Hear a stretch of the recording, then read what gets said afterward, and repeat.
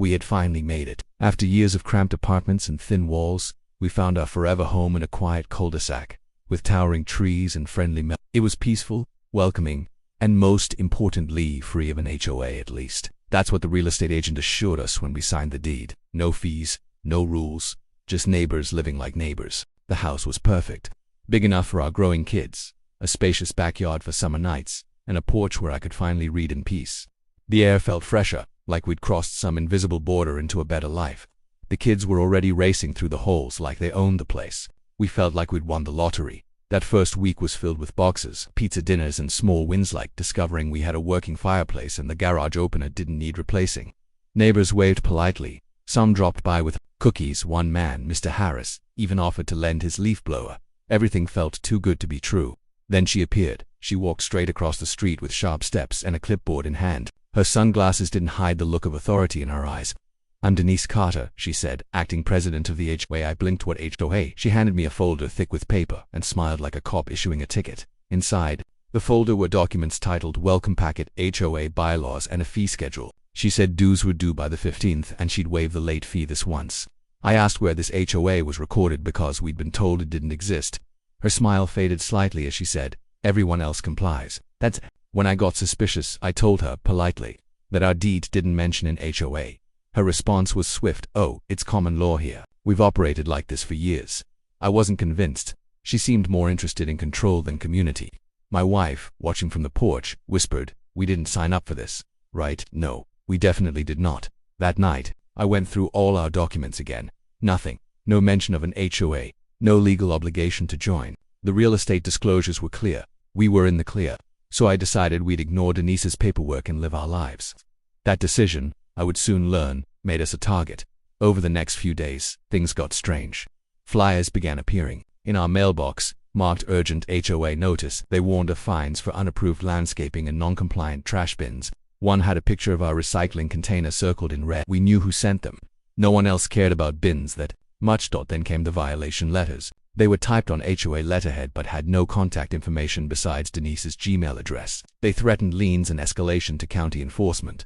I nearly laughed until I remembered Denise seemed like someone who might actually try that. I started documenting everything, just in case. My wife tried to talk to her civilly once more. She brought cookies to break the ice, hoping to soften the tension. Denise refused to take them. She pointed to the house and said, "You people don't understand the community standards." That's when I realized this wasn't about rules. This was about control. The following Monday, a neon green notice was taped to our door. It claimed we owed a $50 fine for visible holiday lighting after seasonal deadline. Christmas lights. In January, my wife ripped it down and tossed it in the trash. We knew it wasn't real, but the message was clear. She wasn't backing down. We weren't the only ones. Talking to other neighbors, we found out she'd pulled the same stunt before. One couple had actually paid her hundreds of dollars in late dues, afraid of legal trouble. Another said Denise threatened to report them to zoning over a garden gnome. I couldn't believe it. This was nuts. I decided to take a stand. I wrote a letter, point but firm, explaining we would not recognize any HOA claims without proof of legal authority. I cited the county property records. I hand-delivered it to her mailbox. The next morning I found our mailbox stuffed with 6 printed pages of escalation protocols. The day she called the cops, we were building a bookshelf. I remember because I was holding a wrench when the doorbell rang. 2 officers stood there, one clearly annoyed. "We're responding to a dispute involving HOA compliance," one said. I nearly laughed. "There is no HOA," I replied. "We checked with the county." I showed them the deed, the records, everything. The officers nodded. One said, "This happens more than you'd think." Apparently self-appointed HOA presidents are a growing issue. They told us we were under no legal obligation to comply. I felt vindicated. Denise, watching from across the street, looked furious. She stormed over after the cops left, screaming about undermining her authority. I calmly told her we'd spoken to legal counsel and any further harassment would be documented. That shut her up. For the moment, my hands were shaking from the adrenaline, but we stood our ground. That was the last straw. 3 hours later, we saw the first cruiser pull into the cul-de-sac, then another, then 2 more. Behind them, an unmarked van and what looked like a mobile crime unit. At first I thought something terrible had happened. In a way something had, but not to us, to Denise, and to her HOA.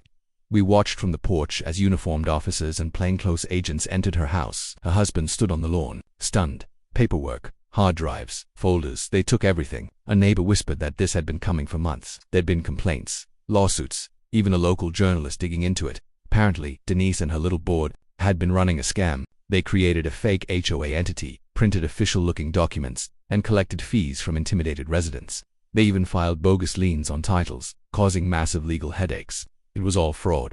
Every bit of it. The kind of thing you read about in tabloids. She had forged documents, faked county seals, and even filed fake board meeting minutes. Several of her board members didn't even live in the neighborhood. Some didn't exist. She'd fabricated everything. And now, it was unraveling in real time. The look on her face when they cuffed her was something I'll never forget. Neighbors gathered quietly, whispering some filming. No one stepped in to defend her, not even the people who once paid her. The mask had fallen. The HOA queen had no clothes. I almost felt sorry for her, but then I remembered the threats, the letters, and the fear she'd caused, and that sympathy vanished. Later that night, local news ran a segment, "Fake HOA board busted in countrywide fraud probe." They mentioned Denise by name. They said charges could include fraud, extortion, and impersonation of a public official. The anchor said she could face serious jail time. My wife and I sat in stunned silence. Justice had come swiftly. The next morning the signs were gone. No more flyers, no more violation letters. It was like a fog had lifted. The neighborhood felt lighter. Free. One neighbor, the same guy who gave us cookies, raised a coffee cup and said, "You guys really kicked the hornet's nest. Glad you did.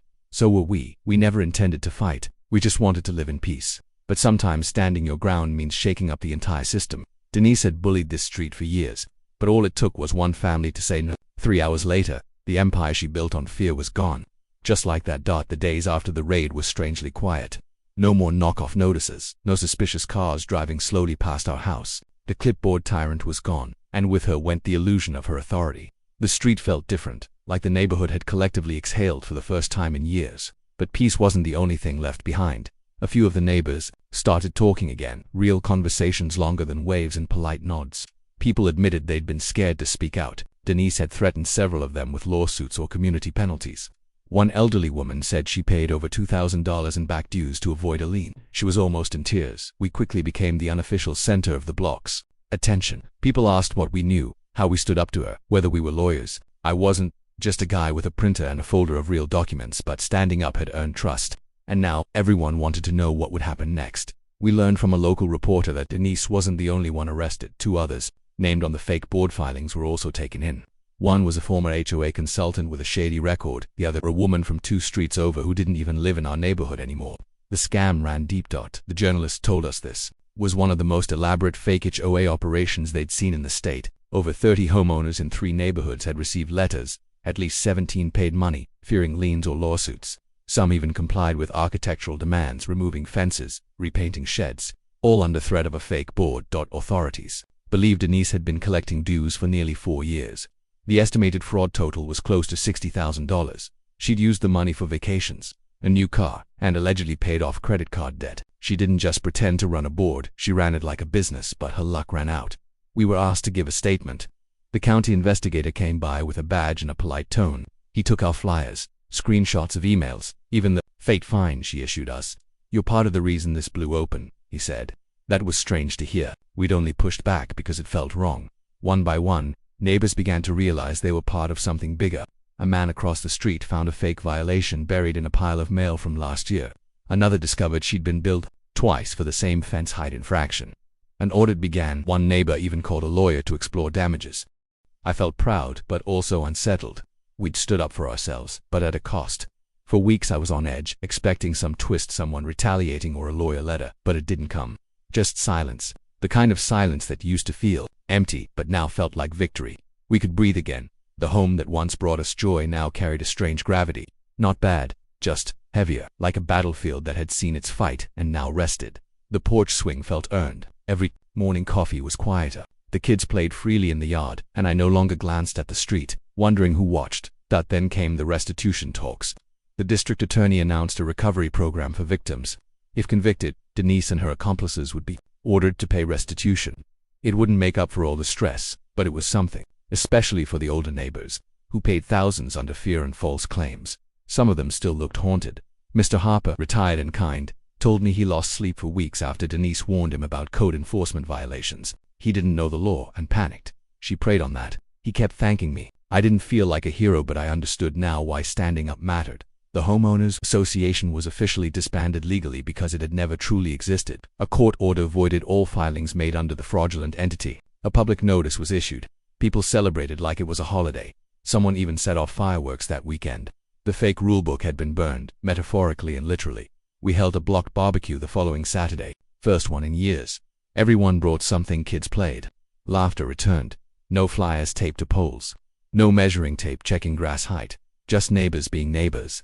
A few joked about creating a reverse HOA where people get rewarded for colorful houses and quirky lawn art. We even printed t-shirts. No HOA, no problem. I still wear mine when I mow the lawn. It reminds me that calm isn't guaranteed, it's earned. Sometimes you have to defend peace with proof, paperwork, and stubborn truth. And sometimes the clipboard queen turns out to be the villain in a very suburban story. The news followed up a few weeks later. Denise had posted bail but was restricted from returning to the neighborhood. Her home was listed for sale. The listing avoided mentioning the scandal, but everyone knew. People shared the Zillow link in group texts like a ghost had finally been exorcised. The buyers asked no questions. They moved in quietly. We didn't tell them the full story, not at first. They'd learn in time. For now they deserved a clean slate. No paranoia, no fake bite loss, just a place to make new memories. We gave them cookies. The real kind, not a flyer in sight. My wife started a community email list, voluntary. No dues, no nonsense, just people staying informed. Lost pets, yard sales, someone's kid selling lemonade. It worked. It wasn't about control. It was about connection. And not one person asked to be president. We all liked it better that way. One afternoon, while cleaning out the garage, I found the original flyer Denise gave me. The bold mandatory compliance heading now looked ridiculous. I showed it to the kids and they laughed. That's the paper lady, right? One of them said. Yeah, I said. The paper lady's all done now. And I tossed it later that night. I got a text from a neighbor, a screenshot of a local Reddit thread. Someone from a nearby town had received a flyer from a different acting HOA president. Same format, same threats, different name, I reported. So did others. Apparently the scam had imitators. Or maybe more branches. Law enforcement began a wider sweep. Several new neighborhoods were under investigation. Denise may have been the tip of the iceberg. But now, people knew what to look for. The fake seals. The threats without backing. The Gmail addresses pretending to be corporate. People were learning. That felt like a win. Some of the neighbors who'd stayed silent the longest began speaking up. One woman said she was ashamed she didn't resist earlier. We told her not to blame herself. It's easy to feel alone in fear. That's what bullies count on. But once one person speaks up, the silence breaks. That's how change starts. I thought we were moving into a peaceful place. We were. But peace doesn't mean the absence of conflict. It means people willing to stand for each other when it counts. We came for a quiet home. Instead, we found a community worth protecting. In a way, we gained more than we lost. The courthouse smelled like old paper and cleaning chemicals. We arrived early, not because we had to, but because we wanted to see it through. Denise's arraignment was open to the public, and several of us showed up. Neighbors who had once feared her clipboard now sat together like survivors. The energy was cautious but hopeful.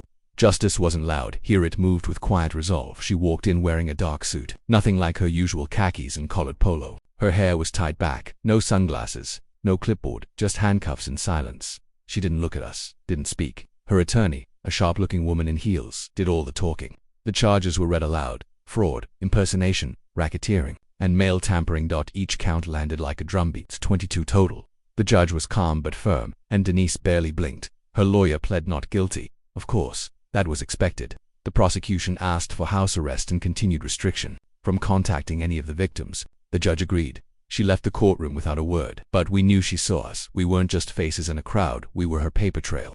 I had brought the fake notices, emails, and printed flyers with red stamps she'd left on my door. Others brought notarized statements and copies of the phony fee demands.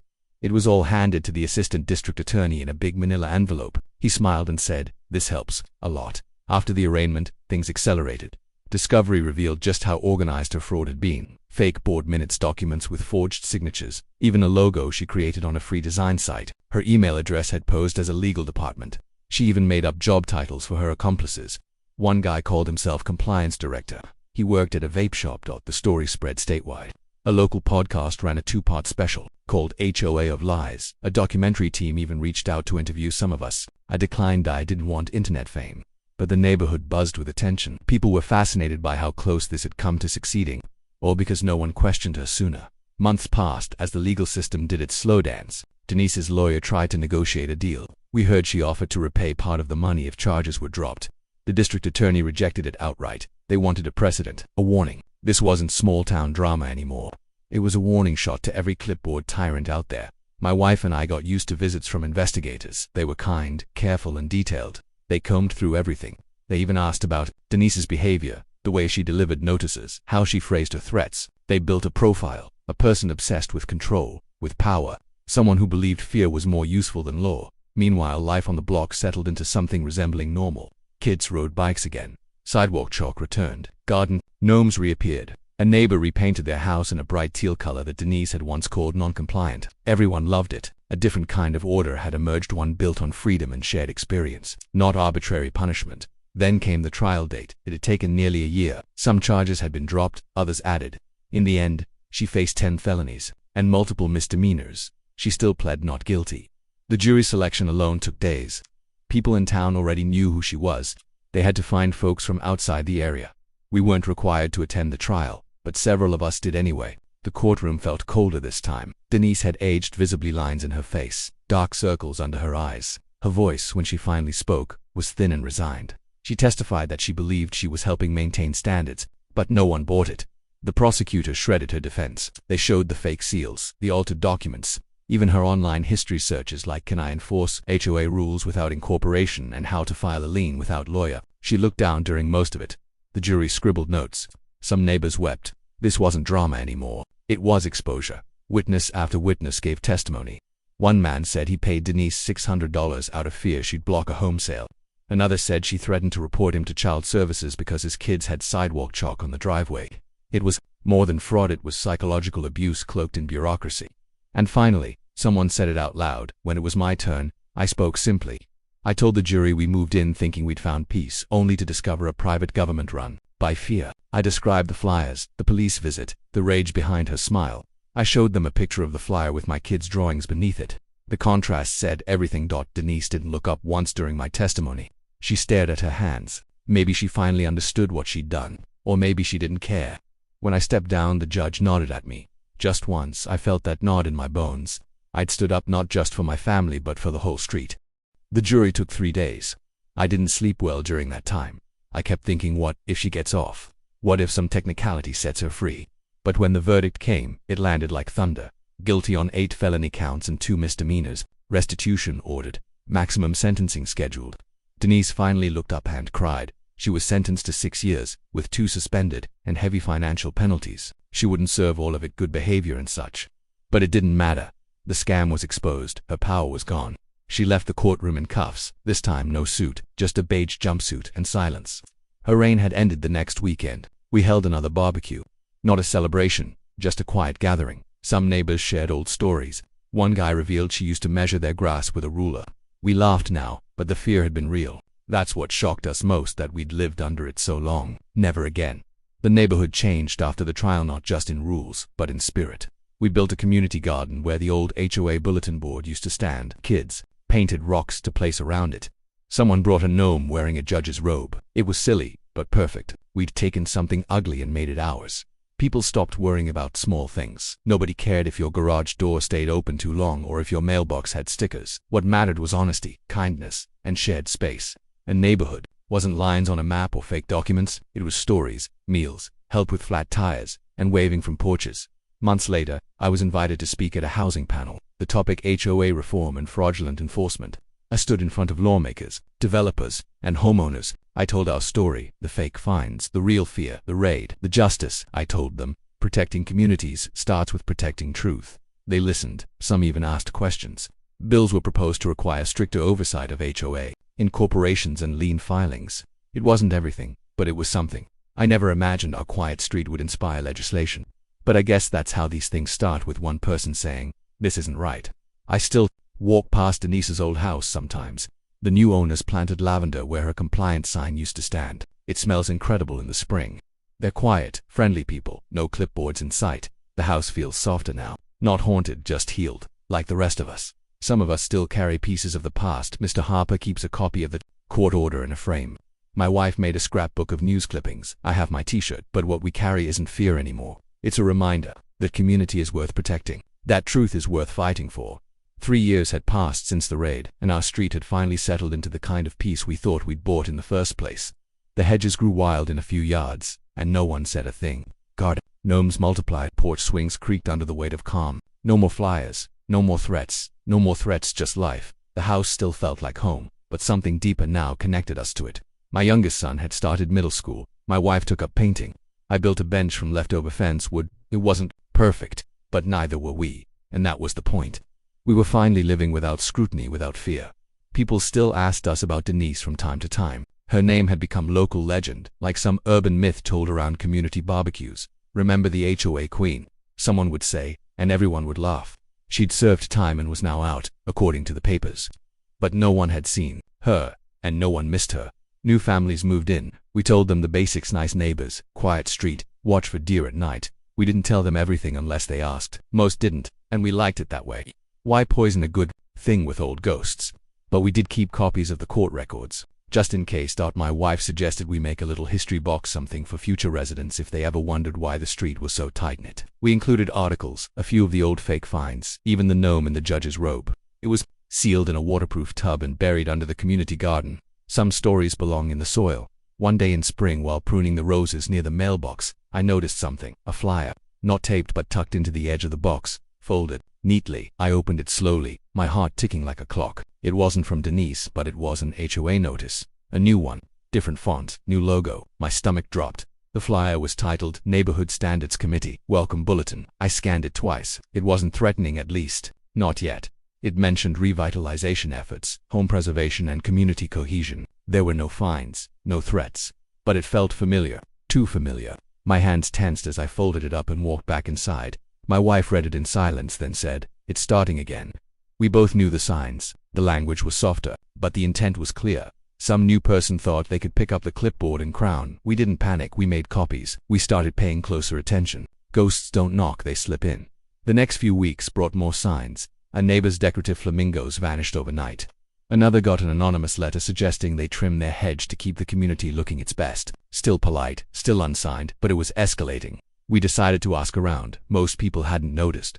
Some had done, were already uncomfortable. We traced the flyer back to a new couple 2 blocks over. The husband introduced himself as Mike, interim coordinator for the Neighborhood Standards Committee. His smile was polished, corporate. He talked like a LinkedIn post.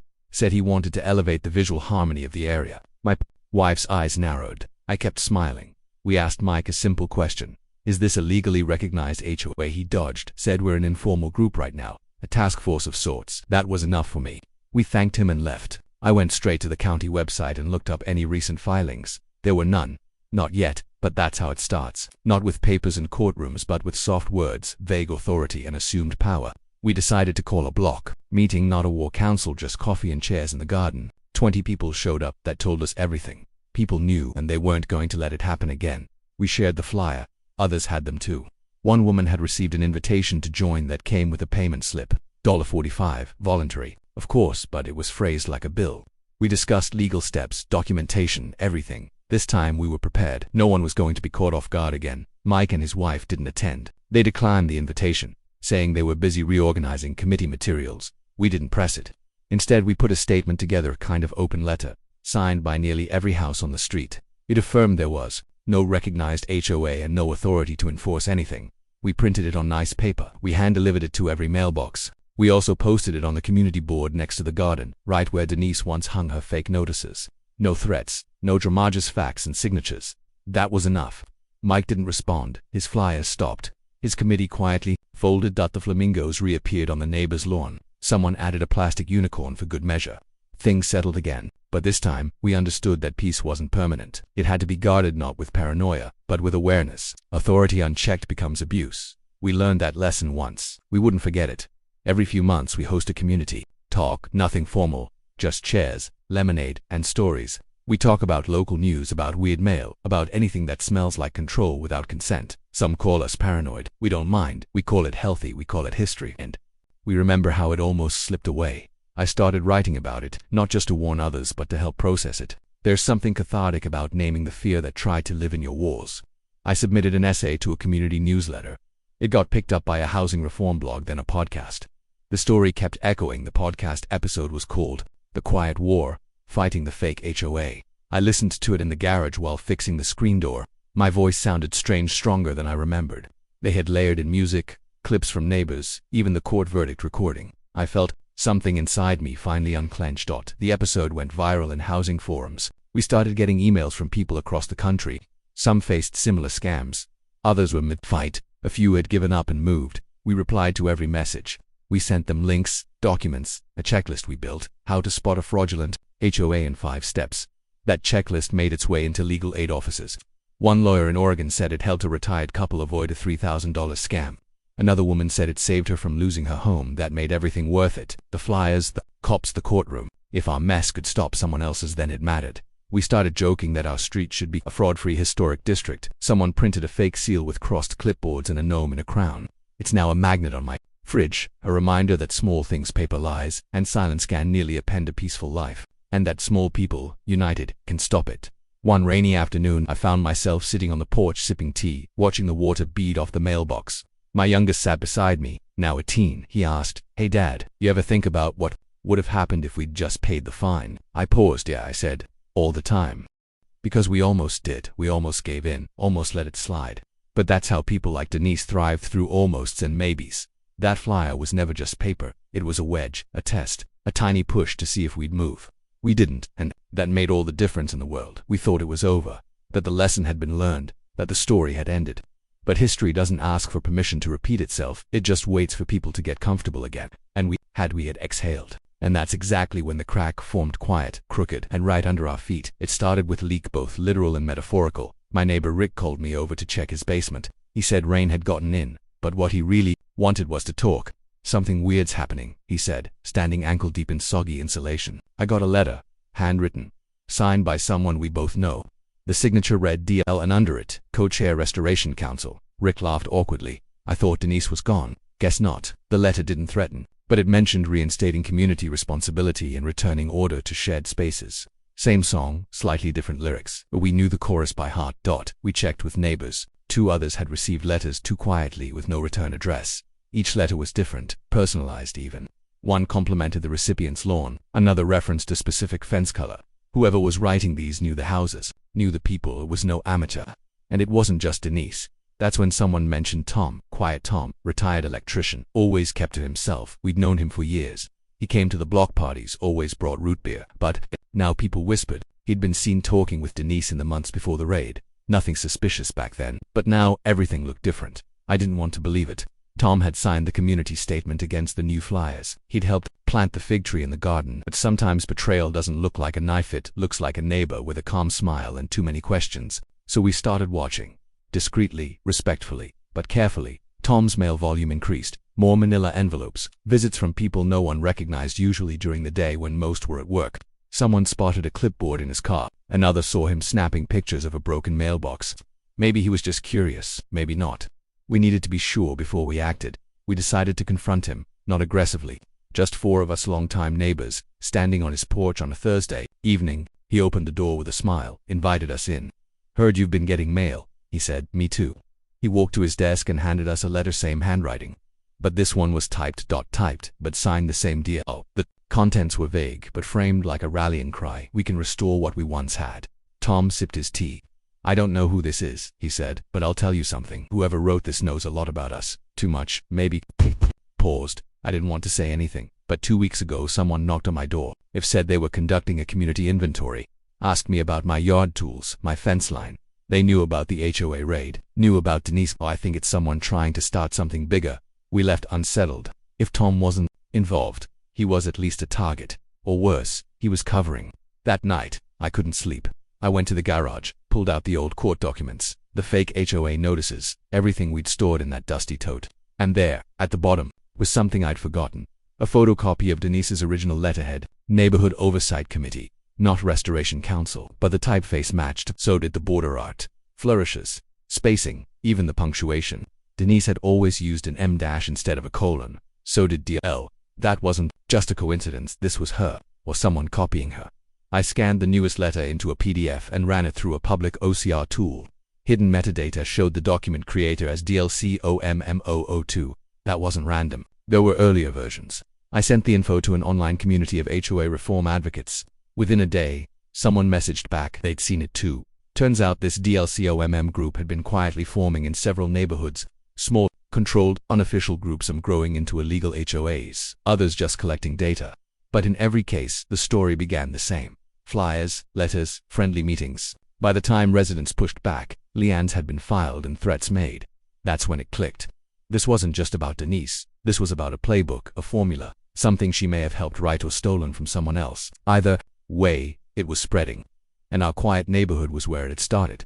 We couldn't just stop it locally. We had to warn others. We compiled everything: letters, dates, witness notes, created a timeline. Then I called a contact from the podcast who had worked in legal housing defense. He connected us to a nonprofit that investigated rogue HOAs and civic fraud. They agreed to look into it, but warned us, "You're poking a network, not a person." Still, we moved forward.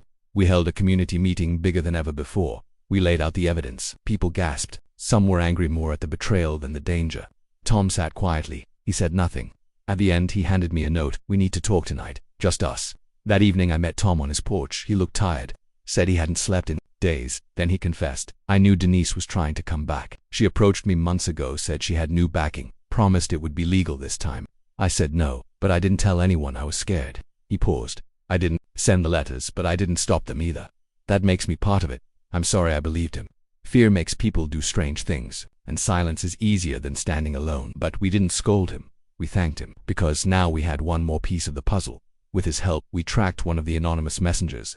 Young guy, mid-20s, paid in cash to drop letters on doorsteps. He didn't know Denise was hired through an online gig site. We traced the payment account. It was under a fake name but tied to a P.O. box in a nearby town. The nonprofit sent investigators. Turns out, 5 different addresses across 3 cities had similar accounts, all linked to P.O. boxes, all with matching payment structures. Someone who was funding this, coordinating. Maybe it was bigger than Denise. Now, maybe she was just the first domino in something more organized.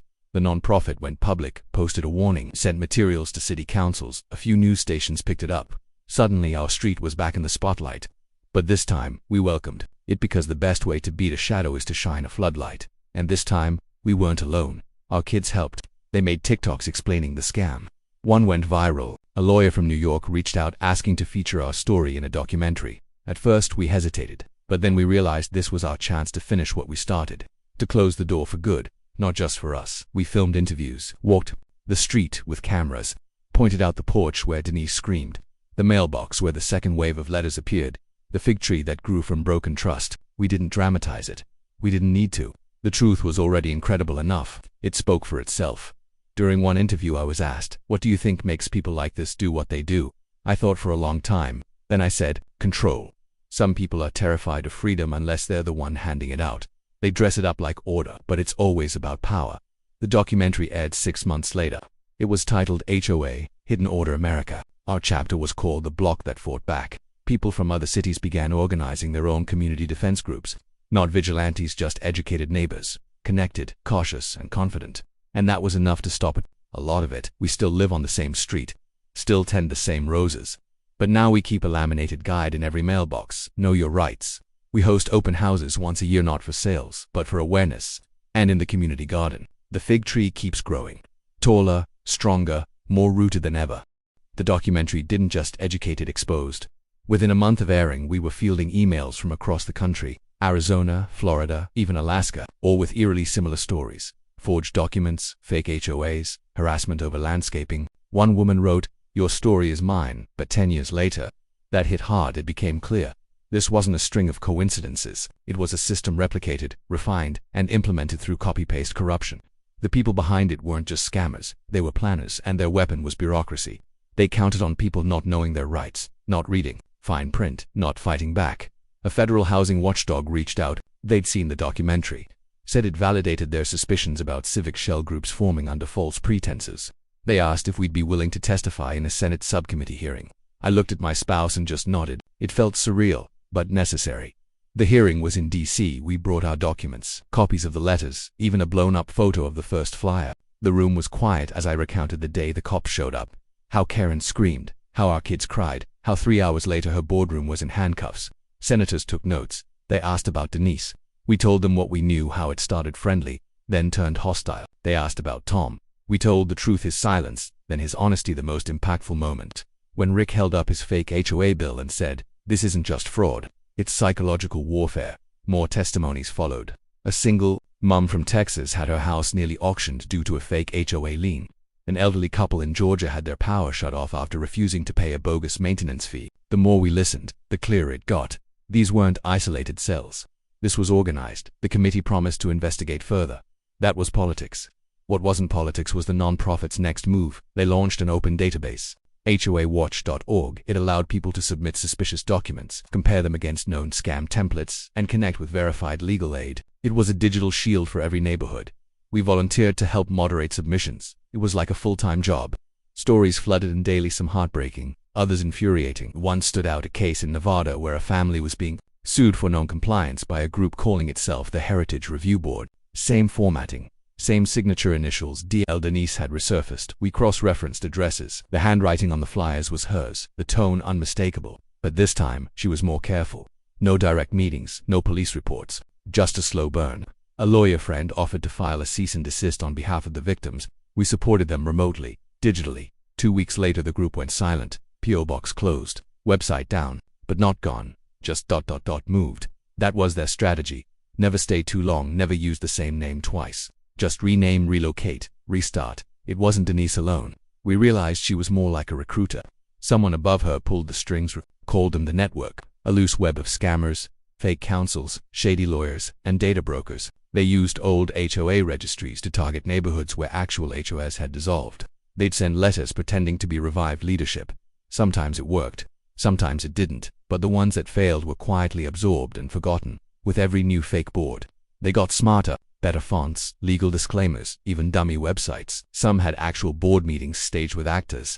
The illusion was powerful, and for elderly homeowners or new immigrants, it looked legitimate. We needed a real counterstrike, not companies linked to civic enforcement groups. Our materials provided enough overlap to open a coordinated case.